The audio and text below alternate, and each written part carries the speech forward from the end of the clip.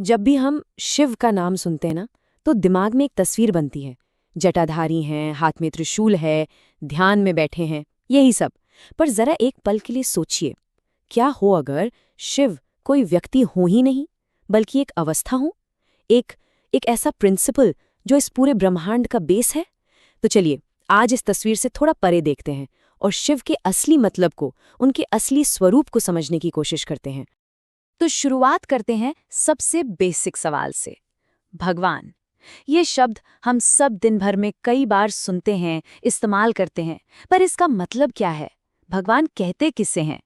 इसका जवाब ना, मज़ेदार बात यह है कि इसी शब्द के अंदर ही छुपा हुआ है। देखिए, भ से भूमि, ग से गगन, व से वायु, आ से अग्नि और न से नीर यानी पानी।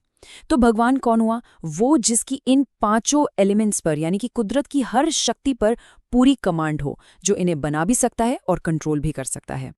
और पता है, यहीं से हमें देव और भगवान के बीच का फर्क समझ में आता है। जैसे अग्नि देव है, वायु देव है ना? ये सब क्या है? ये प्रकृति की अलग अलग फोर्सेस को चलाने वाले, उन्हें मैनेज करने वाले हैं। पर सवाल ये है कि इन सब को मैनेज करने वाला कौन है? इन सब के ऊपर कौन है? वो है महादेव, मतलब देवों के भी देव। तो ठीक है, अब जब ये बेसिक बात क्लियर हो गई है, तो चलिए आगे बढ़ते हैं और शिव से जुड़ी जो चीजें हैं, जो सिंबल्स हैं, उनके गहरे मतलब को समझते हैं। क्योंकि ये सिर्फ ऑब्जेक्ट्स नहीं है, इनके अंदर पूरे ब्रह्मांड के राज छुपे हुए हैं। शुरू करते हैं उनके डमरू से। कभी इसके शेप पे ध्यान दिया है? ये इन्फिनिटी यानी इन्फिनिटी के निशान जैसा है, जिसका ना कोई स्टार्ट है ना कोई एंड। कहते हैं इसकी आवाज ही वो पहली कॉस्मिक साउंड थी जिससे ये पूरी दुनिया बनी। और जब ये डमरू बजना बंद होता है ना, तो प्रलय आ जाता है। ये क्रिएशन और डिस्ट्रक्शन का, जन्म और मृत्यु का वही साइकिल है जो बस चलता ही रहता है। फिर आता है त्रिशूल। अब ये कोई मामूली हथियार नहीं है। इसकी जो 3 नोकें हैं, वो असल में ब्रह्मांड के 3 सबसे बड़े कामों को दिखाती हैं। क्रिएशन यानी कुछ बनाना, प्रेजर्वेशन यानी उसे चलाना संभालना, और डिस्ट्रक्शन यानी उसका संहार करना। और उनके गले में जो सांख है, वासुकी, वो सिंबल है काल का यानी समय का, जिसे शिव ने अपने कंट्रोल में कर रखा है। और हाँ, ये हमारे अंदर की उस सोई हुई कुंडलिनी एनर्जी का भी प्रतीक है, जो बस जागने का इंतजार कर रही है। तो ये तो बात हो गई इन सिंबल्स की, इन प्रतीकों की। पर इन सब चीजों से भी परे शिव असल में है क्या? मतलब उनका असली रूप क्या है? क्या वो कोई एनर्जी है, कोई आइडिया, या कुछ और ही है? कहते हैं शिव सत्य हैं। अब इस बात पर जरा गौर कीजिए। देखिए, एक झूठ बोलने के लिए ना, उसे बनाए रखने के लिए कितनी मेहनत लगती है, कितनी कहानियां बनानी पड़ती हैं। लेकिन सच को कुछ नहीं करना पड़ता, वो तो बस है। It just exists. वो अपने आप में ही कंप्लीट है। शिव वही अल्टीमेट ट्रूथ है जो हमेशा से है और हमेशा रहेगा। और साथ ही ये भी कहते हैं कि शिव शून्य है। शून्य यानी नथिंगनेस। सोचिए, जब कुछ भी नहीं था, तब क्या था? शून्य। और जब ये यूनिवर्स, ये स्टार्स, ये गैलेक्सीज सब कुछ खत्म हो जाएगा, तब क्या बचेगा? वही शून्य।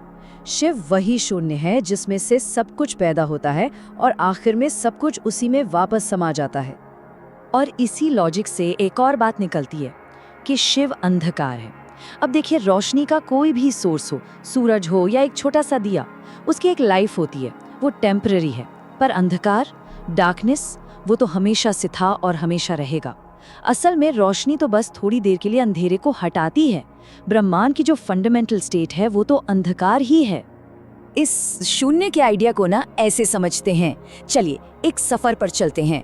हम एक शहर में हैं, शहर एक देश में, देश एक कॉन्टिनेंट पर, वो कॉन्टिनेंट पृथ्वी पर, पृथ्वी हमारे सोलर सिस्टम में, सोलर सिस्टम एक गैलेक्सी में, और ऐसी अरबों खरबों गैलेक्सीज हैं इस यूनिवर्स में। अब इमेजिन कीजिए कि ये सब कुछ भी नहीं है, सब हटा दीजिए, तो क्या बचा पीछे? सिर्फ शून्य। वही शून्य शिव है। तो ये जो सत्य, शून्य, अंधकार, ये जितनी भी गहरी बातें हमने की, ये सिर्फ फिलॉसफिकल आइडियाज नहीं हैं। शिव की कहानियों में, उनके अलग अलग रूपों में हम इन चीज़ों को एक्शन में देख सकते हैं, बिल्कुल साक्षात।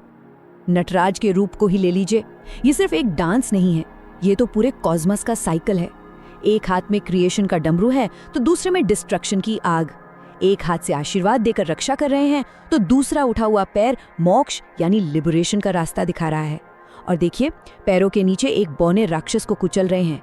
वो राक्षस कोई और नहीं, हमारी अपनी अज्ञानता है, हमारा इग्नोरेंस, जिस पर जीत हासिल करके ही आगे बढ़ा जा सकता है। शिव को महाकाल भी कहा जाता है। महाकाल यानी जो काल, जो समय से भी बड़ा है। इसकी सबसे अच्छी कहानी है ऋषि मार्कंडेय की। जब मृत्यु के देवता यम मार्कंडेय के प्राण लेने आए तो वो डर कर शिवलिंग से लिपट गए और तब शिव प्रकट हुए। उन्होंने सिर्फ अपने भक्त को नहीं बचाया बल्कि यम को भी हरा दिया। सोचिए, उन्होंने टाइम के रूल को ही चैलेंज कर दिया, उसे बदल दिया। और पता है, यहाँ एक बहुत ही इंटरेस्टिंग डिटेल है। शिव ने मार्कंडेय को चिरंजीवी मतलब इमॉर्टल होने का वरदान नहीं दिया, उन्होंने दीर्घायु होने का आशीर्वाद दिया, मतलब एक बहुत लंबी उम्र। ये क्या दिखाता है?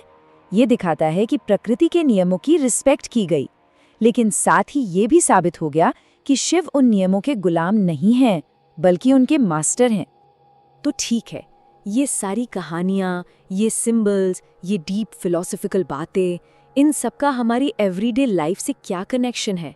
ये सब जानना आज हमारे लिए इम्पोर्टेंट क्यों है?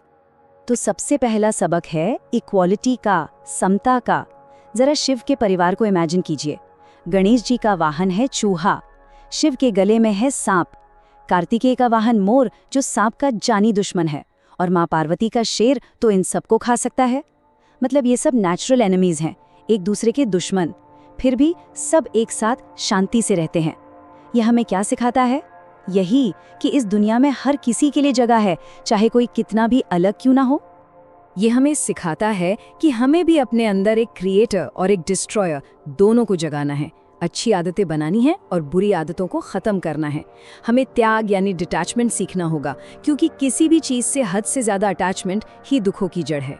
और हाँ, बैलेंस बनाना सीखना होगा कि कब गुस्सा दिखाना ज़रूरी है और कब भोलेनाथ की तरह शांत रहना है। शायद सबसे बड़ा सबक है सेल्फ कंट्रोल का। याद है समुद्र मंथन से जब जहर निकला था, शिव ने उसे ना तो पिया और ना ही उगला, उन्होंने उसे अपने गले में रोक लिया। ये जहर क्या है? ये हमारी जिंदगी का स्ट्रेस, गुस्सा, निगेटिविटी है। इसको मैनेज करना, इसे कंट्रोल करना ही नीलकंठ बनना है। और आखिर में चेंज को एक्सेप्ट करना। उनकी जटाओं से जो गंगा बह रही है वो इसी बात का सिंबल है कि जिंदगी में फ्लो जरूरी है, क्योंकि जो चीज रुक जाती है वो सड़ जाती है। तो इन सारी बातों के बाद अब सवाल ये नहीं रह जाता कि शिव कौन है या क्या है। असली सवाल ये है कि शिव के इस कॉन्सेप्ट को समझकर हम अपनी जिंदगी को बेहतर बनाने के लिए क्या सीख रहे हैं और उस सीख को अपनी लाइफ में उतार कैसे रहे हैं। इस सवाल पर सोचिएगा जरूर।